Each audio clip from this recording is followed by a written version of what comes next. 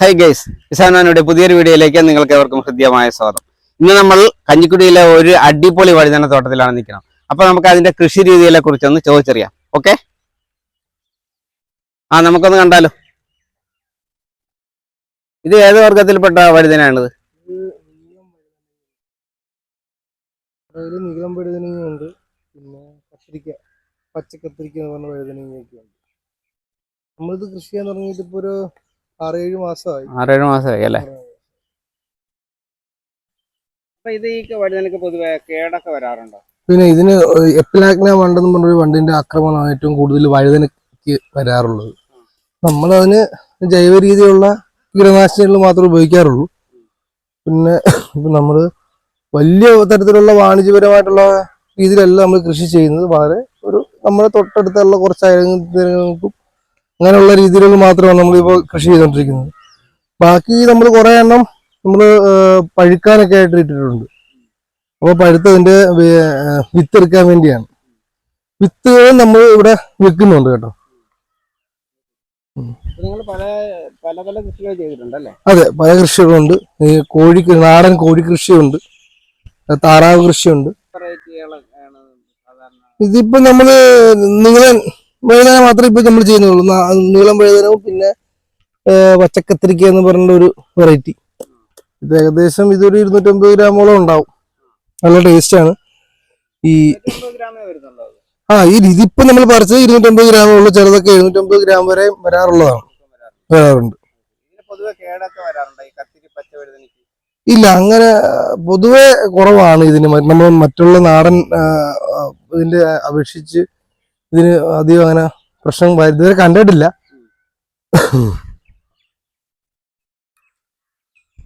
പിന്നെ നമ്മൾ ഇത് തൈറോയിഡിനും കൊളസ്ട്രോൾ ഉള്ളവർക്കൊക്കെ നല്ലതാണ് ഈ വഴുതനങ്ങ. ഫ്രൈ ചെയ്ത് കഴിക്കണമെന്നില്ല, ചെറിയ രീതിയിലൊന്ന് പൊള്ളിച്ച് കഴിച്ചാൽ നല്ലതായിരിക്കും. ഫ്രൈ ചെയ്യുമ്പോഴത്തേക്ക് എണ്ണയാണല്ലോ വരുന്നത്. അല്ലെങ്കിൽ പിന്നെ കോക്കനട്ട് ഓയിൽ മാത്രം എടുത്ത് ഉപയോഗിച്ച് ഫ്രൈ ചെയ്യോ അല്ലെങ്കിൽ പൊള്ളിക്കുകയോ ചെയ്താൽ കുഴപ്പമില്ല, നമുക്ക് കഴിക്കാം. കൊളസ്ട്രോൾ ഉള്ളവർക്കും തൈറോയ്ഡ് ഉള്ളവർക്കും നല്ലതാണ് ഈ സാധനം. ചിലവർക്ക് ഈ തൈറോയ്ഡുകാർക്ക് ചില ഭക്ഷണമൊന്നും കഴിക്കാൻ പാടില്ല എന്നുണ്ട്, പച്ചക്കറികളൊക്കെ ആണെങ്കിൽ തന്നെ. പക്ഷെ വഴുതനങ്ങ എങ്ങനെ വേണം കഴിക്കാൻ, കുഴപ്പമില്ല. നമുക്ക് അത്യാവശ്യം നല്ല വില ഈ തവണ കിട്ടിയിട്ടുണ്ട്. ഇതിപ്പോ നമ്മൾ ലാസ്റ്റ് ആയി ശരിക്കും പറഞ്ഞാൽ. നമുക്ക് 1 കിലോ കൊടുത്ത് നമ്മൾ ഇവിടുന്ന് ആൾക്കാർ വന്ന് വാങ്ങിച്ചുകൊണ്ട് പോകാറാണ് പതിവ് ഉള്ളത്. അവരൊന്നൊരു 35-40 രൂപ വരെയാണ് നമുക്ക് ഇതിന് സാധാരണ 1 കിലോയ്ക്ക് ഇത് കിട്ടുന്നത്. പക്ഷെ മാർക്കറ്റിൽ ഇതിന് നല്ല വിലയുണ്ട്. 60 രൂപ വരെ ഇതിന് മാർക്കറ്റ് വിലയുണ്ട്. നമുക്ക് പിന്നെ അങ്ങനെ നമുക്ക് കൊടുക്കാൻ ഇല്ലാത്തതുകൊണ്ടും നമ്മൾ അഡ്ജസ്റ്റ് ചെയ്ത് നമ്മൾ കൊടുക്കുന്നത്.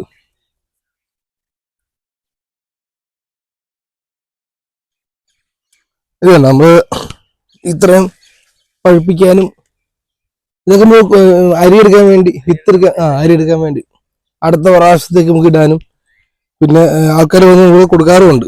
നമ്മൾ ചെറിയ ചെറിയ പാക്കറ്റായിട്ട് നമ്മൾ ചെയ്ത് കൊടുക്കാറുണ്ട്. ഇതിന് അത്യാവശ്യം നല്ല മാർക്കറ്റൊക്കെ ഉണ്ട്.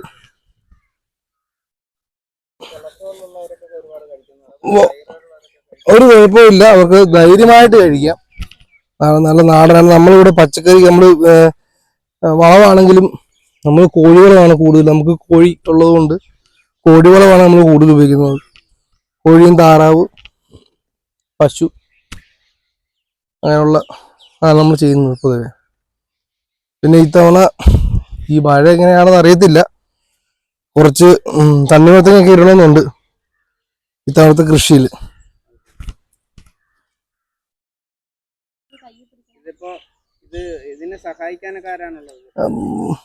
അധികം ആളുകൾ നമ്മൾ നിർത്താറില്ല. നമ്മളെ ഭാര്യയാണ് നമ്മുടെ കൂടെ സ്വന്തം സഹചാരിയായിട്ട് വരാറുള്ളത്. അല്ലാതെ നമ്മൾ പിന്നെ വല്ലപ്പോഴും ചില സമയത്ത് ഇത് കൃഷി ഇടുന്ന സമയത്ത് വേണമെങ്കിൽ മാത്രമാണ് നമ്മൾ ആ ഒരാളെ നിർത്തി നമ്മൾ ചെയ്യിപ്പിക്കുന്നത്. ഒറ്റയ്ക്ക് നമുക്ക് ഇതൊക്കെ ചെയ്യാനൊക്കെ വലിയ ബുദ്ധിമുട്ടാണല്ലോ. പിന്നെ ഇപ്പോഴത്തെ പണിക്കൂലി ഒക്കെ നമുക്ക് കുറച്ച് മുതലാകത്തില്ലാത്തതുകൊണ്ട് നമ്മൾ തന്നെയാണ് ഇതെല്ലാം ചെയ്യുന്നത്.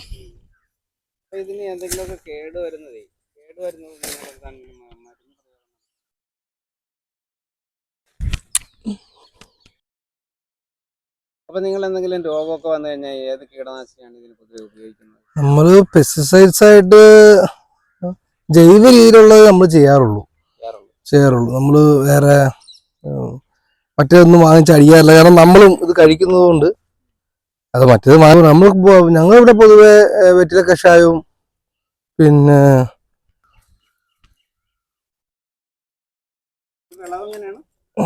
ഇത്തവണ അത്യാവശ്യം പറഞ്ഞില്ലേ, നേരത്തെ തന്നെ പറയാനല്ലോ, കുറച്ച് ഇത്തവണ കുറവായിരുന്നു. പിന്നെ ഇത് ലാസ്റ്റ് ആയി നമ്മൾ എടുത്ത് പറിച്ച്. നമ്മള് ഇത്തവണ പൊതുവെ നല്ല കൃഷി, നല്ല ഇതുണ്ടായിരുന്നു, നല്ല വിളവെടുപ്പ് ഉണ്ടായിരുന്നു. ഇപ്പൊ ഇത് ലാസ്റ്റ് ഏകദേശം തീരാറൊക്കെ ആയി. ആണ് ഇനി ഇപ്പൊ ഇവിടെ ഒരാള് നമുക്ക് 2 കിലോ ചോദിച്ചിട്ടുണ്ട്. അപ്പൊ അവർക്ക് വേണ്ടിയാണ് നമ്മളിത് പറിച്ചോണ്ടിരിക്കുന്നത്. ആ, അത് നമുക്കിപ്പോ നമുക്ക് ഒരാൾക്ക് വേണ്ടി മാത്രം നമുക്ക് പറിക്കാൻ പറ്റത്തില്ലല്ലോ. അതുകൊണ്ടാണ് മാർക്കറ്റിൽ കൊണ്ട് കൊടുക്കും.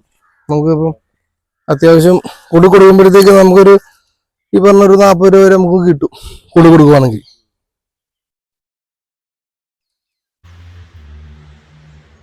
അപ്പോൾ സുഹൃത്തുക്കളെ, ഇവരുടെ കൃഷി രീതി നിങ്ങൾ കണ്ടല്ലോ. വഴുതന കൃഷി നല്ല സൂപ്പർ വഴുതനയല്ലേ. അപ്പോൾ ഇവർ തികച്ചും ജൈവ രീതിയിലാണ് കൃഷി ചെയ്യുന്നത്. പറഞ്ഞല്ലോ, ചാണകം, കോഴിവളം, അതുപോലുള്ള ഓർഗാനിക് ഐറ്റംസൊക്കെയാണ് ഇവർ കൃഷിക്ക് ഉപയോഗിക്കുന്നത്. അതുപോലെ തന്നെ ജൈവ കീടനാശിനികളും ഉപയോഗിക്കുന്നു. തികച്ചും ജൈവ രീതിയിലുള്ളൊരു കൃഷിയാണ്. ഇവർ ഉൽപ്പാദിക്കുന്ന പച്ചക്കറികളും കോഴിമുട്ടയും താറാവും എല്ലാം വീട്ടിൽ വന്ന് തന്നെ എല്ലാവരും കളക്ട് ചെയ്ത് പോകുന്നുണ്ട്. അപ്പോൾ അതിൻ്റെ വിപണന സാധ്യതയും വളരെ സിമ്പിളായിട്ട് തന്നെ നടക്കുന്നുണ്ട്. അപ്പോൾ ഇതേപോലുള്ള കൃഷികൾ നമ്മൾ പ്രോത്സാഹിപ്പിക്കണം.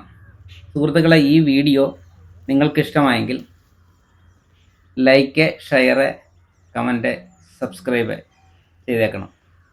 മറ്റ് പുതിയ വിശേഷവുമായി വരുന്നവരെ ഓക്കെ, താങ്ക് യു.